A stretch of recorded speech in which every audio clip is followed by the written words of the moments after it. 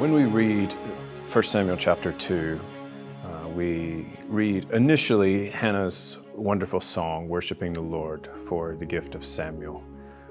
But then there's really a sad turn of events, and we see the dark reality of the culture in which they lived, particularly that of Eli with his sons, Hophni and Phinehas. And we read in verse 25 that they would not listen to the voice of their father, and it appears to be all their fault at that point. Here's just some hard-headed, rebellious kids. They're not listening to their father. But as we read on in chapter 2, verse 29 tells us, this is God talking to Eli, who says, "Why do you kick at my sacrifice and my offering, which I've commanded in my dwelling, and honor your sons above me?"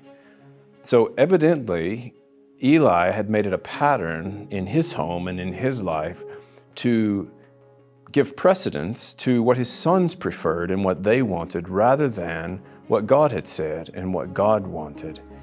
That was the accusation from God himself to Eli. You prefer your sons, you honor your sons over me. And as a result, they had learned not to listen. Eli didn't listen to his father God. They had no expectation then to listen to their father, Eli.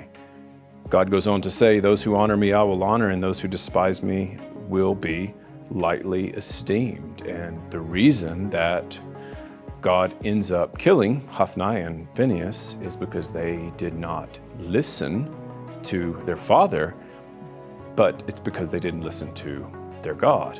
And it goes back to Eli and his failure to actually raise his sons in the way that God had commanded.